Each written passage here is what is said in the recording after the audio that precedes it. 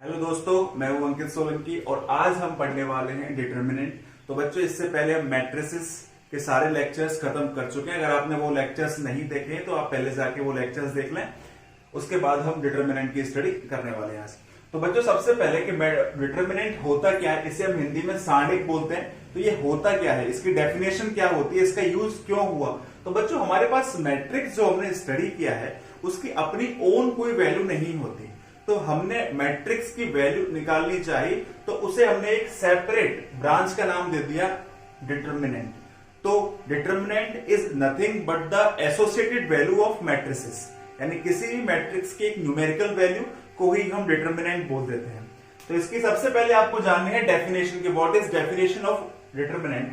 तो सबसे पहले आप यहां लिख सकते हो the determinant is the numerical value और इसे हम यूनिक वैल्यू भी बोल सकते हैं। Unique value of square matrices. तो बच्चों, यहां मैंने एक चीज नोट की है आपके लिए, वो है स्क्वायर मैट्रिसेस। स्क्वायर मैट्रिसेस, जी हाँ बच्चों, यहां हम determinant only and only square matrices का निकाल सकते हैं जिनके रोज एंड नंबर ऑफ कॉलम दोनों इक्वल होने चाहिए। अगर हमारे पास कोई मैट्रिक्स 2/3 की है या 3/4 की है या 4/2 की है, तो हम उन मैट्रिसेस का डिटर्मिनेंट नहीं निकाल सकते हैं। तो डिटर्मिनेंट निकालने के लिए फर्स्ट कंडीशन ये होनी चाहिए कि आपके पास जो मैट्रिसेस है वो स्क्वायर मैट्रिसेस होनी चाहिए।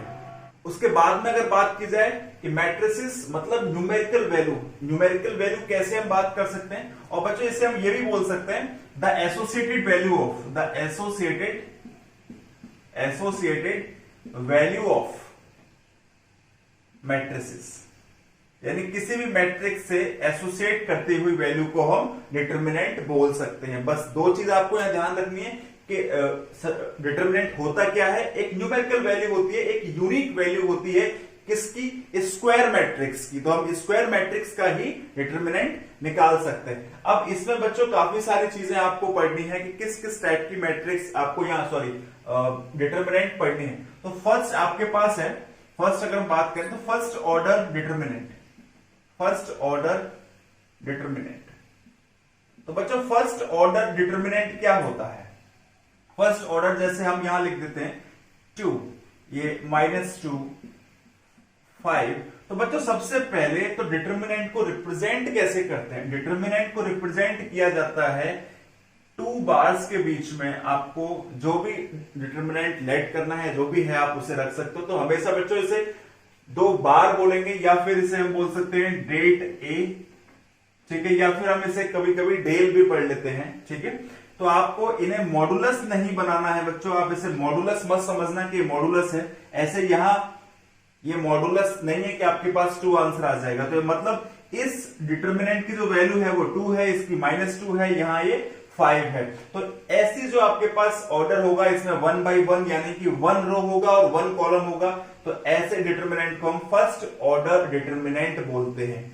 इसके बाद बात करते हैं सेकेंड ऑर्डर डिटर्मिनेंट की। Second order determinant.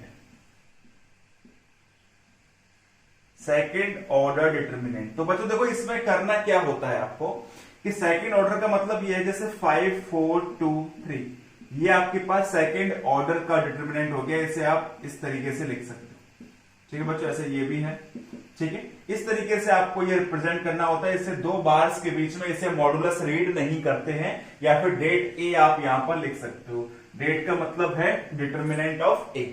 तो बच्चों, यहां से ये आपके पास 2/2 यानी ऑर्डर सेकेंड ऑर्डर की डिटर्मिनेंट होगी। अब बच्चों, यहां ये बात करते हैं कि सर हम डिटर्मिनेंट्स का यूज क्यों करते हैं।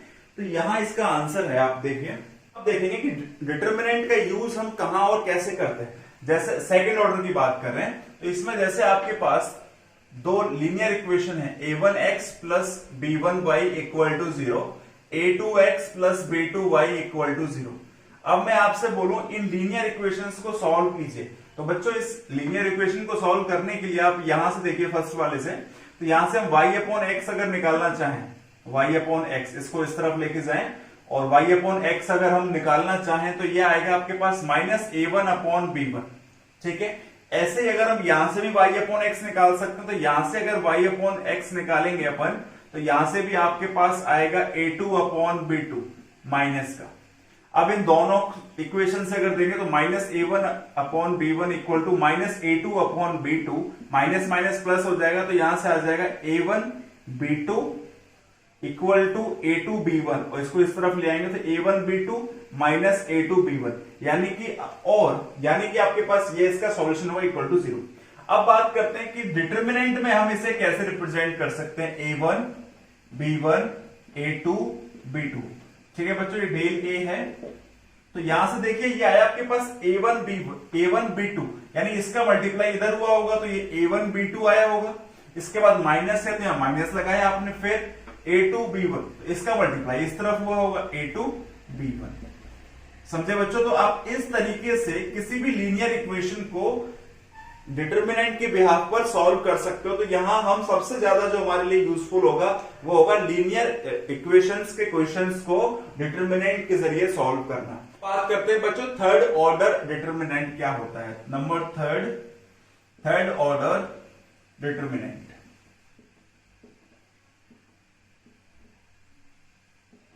देखिए तो थर्ड ऑर्डर डिटर्मिनेंट कैसे क्या होता है वो देखिए कि आपके पास डेल ए इक्वल टू एक देखे रखा है ऐसे 1 2 3 0 4 -2 एंड यहां ले लेते हैं जैसे 3 1 -1। ओके बच्चों, तो ये आपके पास 3/3 का कोई डिटर्मिनेंट है थर्ड ऑर्डर का। अब आपको अगर इस डिटर्मिनेंट को सॉल्व करना है तो कैसे सॉल्व किया जाएगा। देखिए यहां आपके पास दो मेथड वर्किंग में रहते हैं।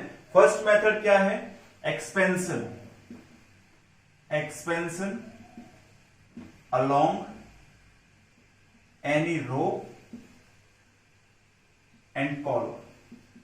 तो बच्चों यहां फर्स्ट मेथड है एक्सपेंशन अलोंग एनी रो और कॉलम कि आप इस डिटर्मिनेंट को किसी भी रो या कॉलम के अलोंग एक्सपेंड कर सकते हो। तो एक्सपेंड कैसे करना होगा वो देखिए, जैसे मैं यहां एक्सपेंड कर रहा हूं अलोंग R1 रो के अलोंग मैं इसे एक्सपेंड कर रहा हूं।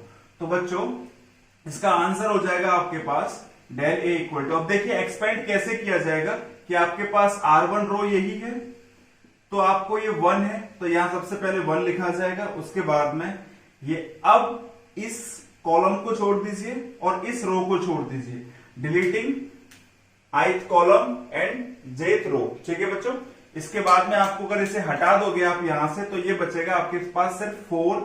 देखिए ये हट गया तो बच गया आपके पास 4 -2 1 -1। इसी तरीके से आगे देखिए, अब ये जो है ये सेकंड वाला इसके साथ आपको माइनस का साइन लगाना है। क्यों लगाना उसका रीजन मैं आपको अभी दे दूंगा। तो इसके लिए आपको क्या करना पड़ेगा, इस कॉलम को लीव करना पड़ेगा, डिलीट करना पड़ेगा और इस रो को डिलीट करना पड़ेगा। तो यहां आपके पास आएगा 0 -2 3 एंड -1। ठीक है बच्चों, अब इसके बाद 3 की बात करते हैं तो ये +3 आ जाएगा आपके पास। तो ऐसे ये बनेगा 0, इस कॉलम को हटा देंगे, इस रो को हटा देंगे, 0 4 3 1 तो 0 4 3 1। अब देखिए इसको हम इजीली सॉल्व कर सकते हैं। अब ये 2x2 की मैट्रिक्स आ गई आपके पास सिंपल, इसका मल्टीप्लीकेशन इधर -4, इसका मल्टीप्लीकेशन इधर बीच में माइनस का साइन आ जाएगा तो ये +2 हो जाएगा। ऐसे ही -2 इसे सॉल्व करेंगे तो ये 0 माइनस हो जाएगा +6। इसी तरीके से इसको सॉल्व कर लेंगे बच्चों, इसका मल्टीप्लाई इधर 0 और माइनस आ जाएगा तो -12, 3 × 4 12 हो जाएगा। तो यहां से देखिए ये आ जाएगा आपके पास -2 × 1 ये -2 और ये हो जाएगा आपके पास -12 और ये हो जाएगा -36। तो इसका आंसर आपके पास आ जाएगा 48 -2 यानी कि -50। तो बच्चों इस डेल ए यानी कि डेट ए या फिर हम बोल सकते हैं डिटर्मिनेंट ऑफ ए की वैल्यू आ गई आपके पास -50। तो बच्चों इस तरीके से हम इन्हें सॉल्व कर सकते हैं। थर्ड ऑर्डर की जो फर्स्ट आपके पास मेथड है डिटर्मिनेंट को सॉल्व करने का वो है एक्सपेंशन अलोंग एनी रो और कॉलम। इसी तरीके से आप किसी भी रो R2 R3 या फिर C1 C2 C3 के अलोंग भी इन्हें एक्सपेंड कर सकते हैं। अब ये प्लस माइनस का साइन कैसे होता है वो मैं आपको बता देता हूं। हम बच्चों यहां करते क्या है कि आप ये प्लस माइनस का साइन -1 की पावर i प्लस जे के अलोंग लगाते हो। According to -1 to the power i plus j के साथ हम ये माइनस का साइन लगाते हैं। जैसे आपके पास ये 1 की बात अगर हो रही है तो ये आपके पास फर्स्ट रो है और फर्स्ट कॉलम है, तो i की वैल्यू भी 1 होगी, j की वैल्यू भी 1 होगी, तो आपके पास -1 की पावर आ जाएगा 2 और वो इक्वल होगा 1 के, यानी कि आपके पास पॉजिटिव साइन आएगा। ऐसे ये आपके पास फर्स्ट रो है एंड सेकंड कॉलम है, तो यहां आप i की वैल्यू 1 रखोगे, j की वैल्यू 2 रखोगे, तो ये आपके पास -1 टू दी पावर आ जाएगा 3, यानी कि -1। तो इस मैट्रिक्स को आप इजीली लर्न कर सकते हो। प्लस माइनस प्लस, ऑल्टरनेट चलेंगे अपन, plus minus plus, minus plus minus, then plus minus plus, plus minus plus, alternate होता है बच्चों, plus minus plus, minus plus minus, plus minus plus. तो देखिए पहले मैंने यहां प्लस का लिया था आपको 1, आप यहां -2 माइनस का आ जाएगा ये, और यहां फिर आपके पास ये +3 आ जाएगा। तो इस तरीके से आप इन मैट्रिक्स थर्ड ऑर्डर की जो आपके पास डिटरमिनेंट होगी उसे आप इजीली सॉल्व कर सकते हो। इसके बाद बात करते हैं बच्चों, एक सॉरस मेथड होता है आपके पास, उसे भी देख लेते हैं। अब देखिए बच्चों, बात करते हैं नेक्स्ट मेथड है आपके पास 3/3 की डिटरमिनेंट को सॉल्व करने का, उसे बोलते हैं सॉरस मेथड। तो वो कैसे वर्क करता है कि आपके पास यहां ये एलिमेंट्स थे, तो इसमें आपको फर्स्ट कॉलम और सेकंड कॉलम को वापस रिपीट करना है, यानी 1 0 3, यहां आ जाएगा 2 4 1। इसके बाद क्या करना है वो देखिए, जीना यहां मरना यहां, इसके सिवा जाना कहां। हाँ जी बच्चों, देखिए 1 2 3 0 4 -2 3 1 -1। तो ये आपने क्या किया, first column and second column को रिपीट कर लिया यहां पर। अब उसके बाद देखिए आपको किस तरीके से करना है। आपको ये सबसे पहले इनका मल्टीप्लाई इस तरीके से आपको ये चलना है, इसके भी जरिए आप किसी भी डिटरमिनेंट का सॉल्यूशन निकालोगे। तो डेल ए इक्वल टू, देखिए अब करना क्या है, 1 4 -1 1 4 -1 मल्टीप्लीकेशन, बीच में प्लस लगाएंगे, 2 -2 3, तो यह आ जाएगा आपके पास 2 इंटू -2 इंटू 3, बीच में फिर प्लस लगाएंगे, 3 0 1 3 इंटू 0 इंटू 1। ठीक है बच्चों, अब बीच में लगाएंगे माइनस का साइन। अब इस तरफ से स्टार्ट करना है, तो ऐसे स्टार्ट करेंगे, देखिए ये, फिर आपके पास हो जाएगा ये, और इसी तरीके से ये हो जाएगा आपके पास। ठीक है बच्चों, तो यहां से इसका मल्टीप्लीकेशन देखिए कितना आ जाएगा आपके पास, 3 into 4 into 3 minus 1 into -2 into 1, sorry plus आएगा बीच में, 1 -2 इंटू 1, और प्लस आ जाएगा यहां पे 2 इंटू 0 इंटू -1। ठीक है, अब बस आपको करना क्या है, इनको ऐड कर लेना है। देखिए 4 ये हो जाएगा -4, ये हो जाएगा आपके पास -12, और ये 0 हो जाएगा सारा। तो इधर देख लेते हैं, ये आ जाएगा 9 36, और इधर ये -2, इधर ये 0 हो जाएगा बच्चों, ये हो गया -16, और ये आ गया आपके पास 34, तो -16, और ये आ गया बेटा 50 माइनस का। देखिए तो इस तरीके से आप सारस मेथड, यानी इसे सॉरस मेथड बोलते हैं, या बहुत सारे लोग सारस मेथड बोलते हैं। तो इस मेथड के जरिए भी आप इन थर्ड डिग्री की डिटरमिनेंट का एक्सपेंशन इजीली कर सकते हो। देखिए इसमें हम और क्वेश्चंस देखते हैं। तो बच्चों हमारे पास नेक्स्ट एग्जांपल है ये, और आपको इस डिटरमिनेंट की वैल्यू फाइंड करनी है। तो हम दोनों तरीके से, यानी एक्सपेंशन अलोंग एनी रो और कॉलम और एक सॉरस मेथड, दोनों से इसे हम सॉल्व करके देखेंगे। तो चलिए सबसे पहले स्टार्ट करते हैं, एक्सपेंशन करते हैं, एक्सपेंशन अलोंग।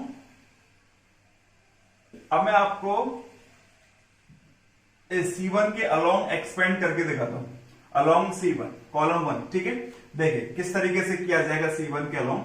तो सबसे पहले तो आपको ये देखना है, यहां प्लस आएगा, माइनस प्लस, यहां माइनस आएगा फिर, और यहां फिर माइनस प्लस माइनस प्लस। ठीक है बच्चों, तो इजीली हो जाएगा। देखिए इसको हम डायरेक्टली भी लिख सकते हैं, जैसे आपने इस 1 का ये 1 ले लिया सबसे पहले, ठीक है 1 ले लिया, तो 1 इस एलिमेंट की आप कॉलम को छोड़ दीजिए, इस एलिमेंट के आप रो को छोड़ दीजिए, तो 5 इंटू 6 हो जाएगा 30 माइनस 7 इंटू 4 हो जाएगा 28।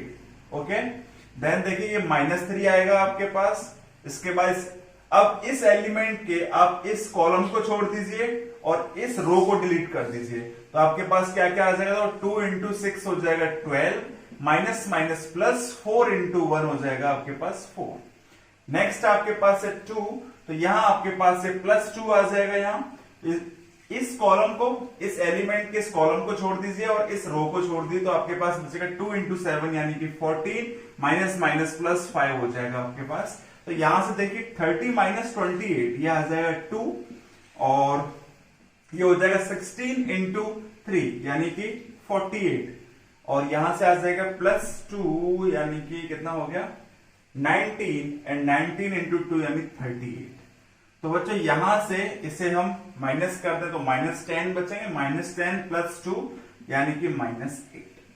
अब बच्चों इसी क्वेश्चन को आप सॉरस मेथड के जरिए सॉल्व करेंगे। देखिए तो 1 3 2 करना क्या है, फर्स्ट 2 कॉलम्स को आपको यहां रिपीट करना है, 2 5 4।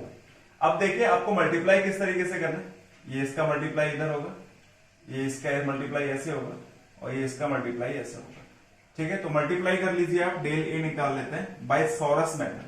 ठीक है, तो देखिए 1 इंटू 5 यानी 30 हो जाएगा, ऐसे 2 इंटू 7 यानी कितना हो गया 14 इंटू 2 24 28, और यहां माइनस हो जाएगा -1 इंटू 3 तो माइनस का 12। ओके, बीच में माइनस का साइन लगा देंगे। अब मल्टीप्लाई करना है इस तरफ से, तो इस तरफ से मल्टीप्लाई करेंगे ऐसे ऐसे और फिर ये ऐसे। ठीक है बच्चों, मल्टीप्लाई कर लीजिए। देखिए यहां से आ जाएगा आपके पास -10, ये आ जाएगा -28, और ये आ जाएगा आपके पास 6 इंटू 6 यानी कि 36। अच्छा, ये माइनस का नहीं आएगा, ये प्लस का आएगा। ठीक है, स्टार्टिंग का -10 आएगा। ठीक है, अब देखिए इसे सॉल्व कर सकते हैं हम इजीली। तो ये हो जाएगा आपके पास कितना, इसमें से ये चला जाएगा, तो ये 28 है, तो ये आपके पास बचेगा 16, और 16 + 30 हो जाएगा आपके पास 46 माइनस। अब यहां देखिए ये कितना हो गया आपके पास 36, और ये हो गया आपके पास 64 हो गया 64, और ये इधर कर देंगे -10 तो ये आ जाएगा 54, और माइनस है आपके पास 54, तो बच्चों ये आ जाएगा -8। देखिए दोनों के आंसर सिमिलर आ रहे हैं, तो आप कोई भी एक मेथड को यहाँ यूज कर सकते हैं, एक्सपेंशन मेथड और सॉरस मेथड। पर आपको यूजली मतलब जो मेथड सबसे ज्यादा यूज करना है वो है बच्चों एक्सपेंशन मेथड। आप किसी के भी अलोंग इसे एक्सपेंड कर सकते हो। ठीक है बच्चों, अब इसके आगे हम पढ़ने वाले हैं बच्चों व्हाट इज माइनर्स और and what is cofactors. Minors क्या होते हैं एंड कोफैक्टर्स क्या होते हैं, क्योंकि ये आपको इनवर्स, जब हम एडजॉइंट पढ़ेंगे, इनवर्स पढ़ेंगे, तो वहां ये बहुत ज्यादा यूजफुल होने वाले हैं कि what is minors and what is cofactors. चलिए स्टार्ट करते हैं नेक्स्ट माइनर्स एंड कोफैक्टर्स। बच्चों अब स्टार्ट करते हैं माइनर एंड कोफैक्टर्स। तो सबसे पहले आप देखेंगे कि व्हाट इज माइनर। तो बच्चों इसकी डेफिनेशन सबसे पहले आप देखने वाले हैं व्हाट इज माइनर। तो माइनर की डेफिनेशन देने से पहले मैं एक एग्जांपल से आपको समझा दूं कि माइनर होता क्या है, क्योंकि डेफिनेशन काम की नहीं है, आपको समझ में आना चाहिए कि व्हाट इज माइनर। जैसे एक डिटरमिनेंट की हम बात कर लेते हैं 1 2 3, या फिर मैं सिंपल ले लूं आपके लिए A1 B1 C1 A2 B2 C2 A3 B3 and C3। अब यहां बात करते हैं माइनस क्या होंगे। तो सबसे पहले आपको A1 है, तो आपको लिखना है minor of A1, minor of A1। तो A1 लिखा है तो आपको इसका माइनर निकालना पड़ेगा। तो माइनर कैसे निकालेंगे, इस एलिमेंट के कॉलम को डिलीट कर दीजिए, रो को डिलीट कर दीजिए, जो बच जाएगा आपके पास वही माइनर। जैसे B2 C2 B3 and C3 मैं आपको दिखा दूं, आपने इस रो को डिलीट कर दिया, आपने इस कॉलम को डिलीट कर दिया, तो आपके पास ये एक डिटरमिनेंट बचेगी यहां। अब इसको अगर आप सॉल्व करोगे तो वही मेथड, इसका मल्टीप्लाई इधर B2 C3 और माइनस इसका मल्टीप्लाई इधर B3C2। तो ये आपके पास माइनर हो जाएगा सिंपल। जैसे मैं आपसे बात करूं minor of B2 minor of element B2, तो B2 की बात करते हैं। देखिए तो ये B2 की बात कर रहे हैं, तो आपको करना क्या है, इसके कॉलम को छोड़ दीजिए और इसकी रो को छोड़ दीजिए। अब जो बच गए एलिमेंट उन्हें आप लिख लीजिए, वही आपके पास माइनस होंगे। तो A1, A3, C1 and C3, तो ये आपके पास माइनस होंगे, इनका मल्टीप्लाई कर लीजिए। A1 C3 minus A3 C1। ठीक है बच्चों, अब ये तो रहा, समझ में आ गया होगा कि माइनस क्या होते हैं। तो ऐसे हम माइनस निकाल सकते हैं, पर इसकी डेफिनेशन क्या बनती है वो डेफिनेशन में आपको लिखा देता हूं। तो minor of an element Aij of determinant,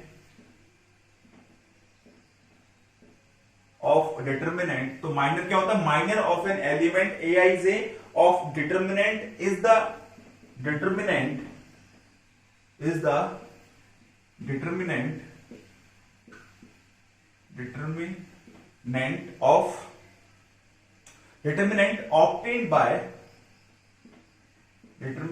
obtained by deleting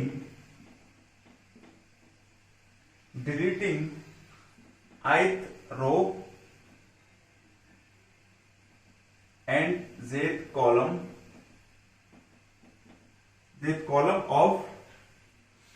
of its Aij element,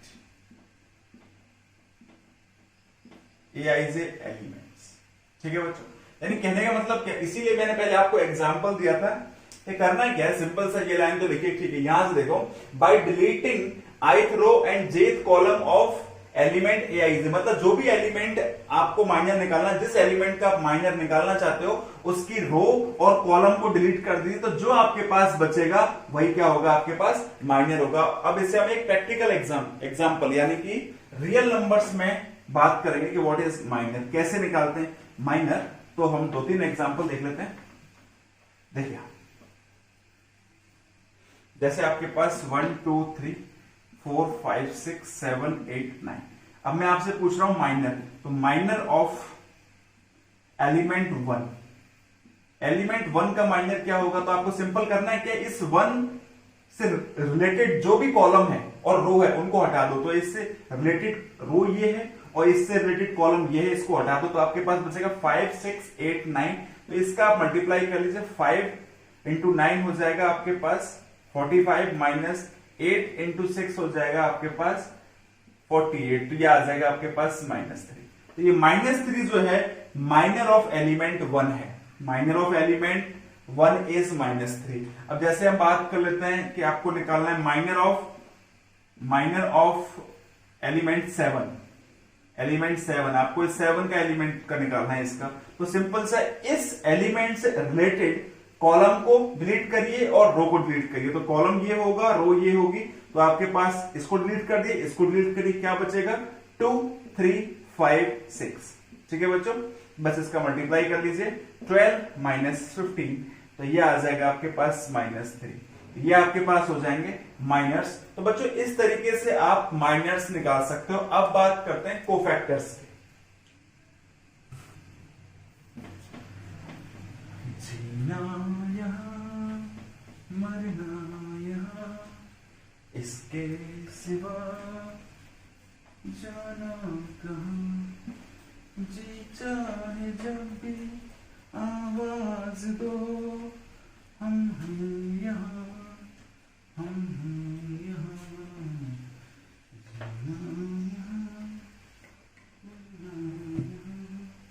अब देखिए बच्चों, बात करते हैं कोफैक्टर्स। तो व्हाट इज कोफैक्टर? तो कोफैक्टर इज नथिंग।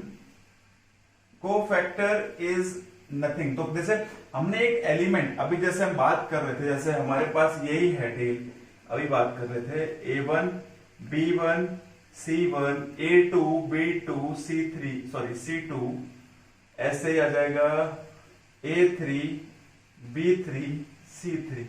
ठीक है। आपको इनके कोफैक्टर्स निकालने, तो कैसे निकालेंगे इनके कोफैक्टर्स? देखिए करना क्या है, कोफैक्टर ऑफ A1, तो A1 एलिमेंट का कोफैक्टर क्या होगा, equal to -1 to the power. बच्चों आपको ये देखना है कि ये जो A1 है, ये जो A1 है, ये कौन सा एलिमेंट है, यानी ये first row and first column का एलिमेंट है। तो इसका मतलब I की वैल्यू यहां रखी जाएगी 1 और J की वैल्यू भी 1 रखी जाएगी और यहां आ जाएगा M11, ठीक है। यानी कि ये फर्स्ट रो फर्स्ट कॉलम का एलिमेंट हो गया आपके पास। तो इसे हम लिखेंगे -1 की पावर 2 M11, यानी ये स्क्वायर हो जाएगा तो M1, यानी जो आपने माइनर निकाला था उसमें वही इसका पॉजिटिव वैल्यू भी कोफैक्टर की होगी। तो सिंपल हम कोफैक्टर बोल क्या सकते हैं, तो कोफैक्टर जो आपके पास निकल के आएगा वो आएगा बच्चों -1 की power I plus J MIJ, यानी आपको अगर कोफैक्टर निकालना है सिंपल सा, तो कोफैक्टर इक्वल टू होगा -1 की power I plus J MIJ। जैसे अब मैं बात कर लेता हूं, जैसे मैं इसकी बात कर लेता हूं B2, तो इसे हम बोलेंगे कोफैक्टर, तो कोफैक्टर ऑफ A2, तो यानी ये कौन सा एलिमेंट है वो आपको याद रखना पड़ेगा, ये सेकंड रो और सेकंड कॉलम का एलिमेंट है। तो यानी I की वैल्यू भी 2 होगी और J की वैल्यू भी आपके पास 2 होगी। तो देखिए -1 की पावर 2 प्लस 2 M कितना आ जाएगा B2, तो ये B2 हो जाएगा। जो भी आपके पास यहाँ इसका मतलब वो आएगा M22, जो भी आपने माइनर इसका निकाला होगा तो आप यहाँ इन्हें इजीली कर सकते हो। जैसे ये हो जाएगा -1 की पावर यानी कि 4, यानी कि ये हो जाएगा 1, तो ये आ जाएगा M22। तो अब ये तो रही कि हाँ भाई चलो ये डेफिनेशन हो गई, ये आपके पास फॉर्मूला हो गया, पर एक सिंपल सा कैसे इसको हम निकाल सकते हैं। तो बच्चों कोफिशिएंट, आपको कोफैक्टर निकालना है, सिंपल सा वे में आपको बता दे रहा हूं कैसे आप इन्हें निकाल सकते हो।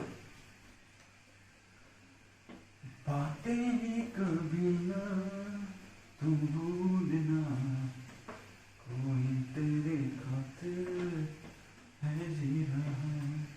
देखिए तो इसमें हम कैसे इजीली वे में निकाल सकते हैं। जैसे क्वेश्चन देखते हैं छोटा सा, जैसे डेल A इक्वल टू आपके पास 1 2 3 4 ये है, ठीक है। अब मैं पूछता हूं कि सबसे पहले सर इन दोनों के आपको माइनर्स भी निकालने हैं और कोफैक्टर्स भी निकालने हैं। तो सबसे पहले बात करते हैं M11 की, तो M11 यानी ये होगा।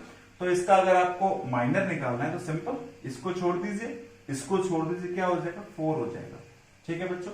ऐसे M12 कितना 12 यानी ये, इस कॉलम को छोड़िए, इस रो को छोड़िए, क्या बचेगा 3, तो ये 3 हो जाएगा। ऐसे M21 कितना हो जाएगा M21, इसको छोड़ दीजिए, इसको छोड़ दीजिए, कितना आ जाएगा 2 आ जाएगा। ऐसे M22 कितना हो जाएगा, तो M22 का मतलब इसको छोड़िए, इसको छोड़िए, तो आपके पास 1 आ जाएगा। तो ये इनके माइनर्स आ गए। अब मैं पूछ रहा हूं कोफैक्टर्स क्या होंगे, कोफैक्टर्स। तो कोफैक्टर्स अगर आपको निकालना है किसका, जैसे इसे हम बोल सकते हैं कोफैक्टर ऑफ, या फिर A11, कोफैक्टर ऑफ A11, जो भी आप बोलना चाहो। यानी 11 का मतलब I की वैल्यू 1 और J की वैल्यू 1, तो वो कितना हो जाएगा, देखिए वो हो जाएगा आपके पास कोफैक्टर। हाँ अब बस करना क्या, साइन का याद रखना, साइन कैसे होता है, sign plus minus minus plus, इसी तरीके से होता है बच्चों। तो यही आपको साइन लगाना है, पहले आपके पास प्लस साइन आएगा तो ये प्लस होगा। इसका जो कोफैक्टर आप निकालोगे, कोफैक्टर, इसका कोफैक्टर, तो ये आपके पास 1 2 यानी यहां हो गया, तो ये -3 आ जाएगा। इसका जो कोफैक्टर है वो आप निकालने बैठोगे तो वो आ जाएगा यहाँ पर कितना -2, और इसका भी जो कोफैक्टर आप निकालोगे तो वो आ जाएगा बच्चों आपके पास -1, ठीक है सॉरी +1, क्योंकि ये प्लस का है तो प्लस के साथ आ जाएगा। तो सिंपल सा आपकी साइन लगा सकते हो। ऐसे अगर आपके पास थर्ड ऑर्डर की मैट्रिक्स आती है तो उसमें भी आप ये कोफैक्टर में जो मैंने मैट्रिक्स लिखाई थी साइन वाली, कौन सी वाली, sign plus minus plus minus plus minus plus minus plus, इसके अकॉर्डिंग जैसे आपके पास माइनर आया जो भी आया हो तो इसमें आप प्लस लगाओगे पहले वाले एलिमेंट में, दूसरे में माइनस लगा दोगे, प्लस लगा दोगे, minus plus minus plus minus plus. तो इस तरीके से हम ये, बस इनमें तो प्लस माइनस का अंतर आएगा, बाकी इनमें सब सेम ही होता है, ठीक है बच्चों। बच्चों आपको इन क्वेश्चंस के जवाब मुझे कमेंट बॉक्स में देने हैं और जल्दी जवाब दें बच्चों, ताकि आपका नाम, आपका एड्रेस नेक्स्ट लेक्चर में दिए जा सके। इन सारे क्वेश्चंस बहुत इजी हैं, आपकी प्रैक्टिस के लिए हैं, तो आप इन क्वेश्चंस का जल्द से जल्द सॉल्व करके वीडियो देख के आप इनका जवाब दें। अब बच्चों इसके बाद जो मेन जो आपके पास जहां से क्वेश्चन बोर्ड में उठता है वो है प्रॉपर्टीज ऑफ डिटर्मिनेंट, जिन्हें हम नेक्स्ट लेक्चर में देखने वाले हैं। तो आप उनका वेट कीजिए, क्योंकि सबसे ज्यादा इंपॉर्टेंट वही आपके मार्क्स देगा, प्रॉपर्टीज ऑफ इंपॉर्टेंट, और वो लेक्चर आपको जल्द मिल जाएगा। तो बच्चों पढ़ते रहिए, मुस्कुराते रहिए।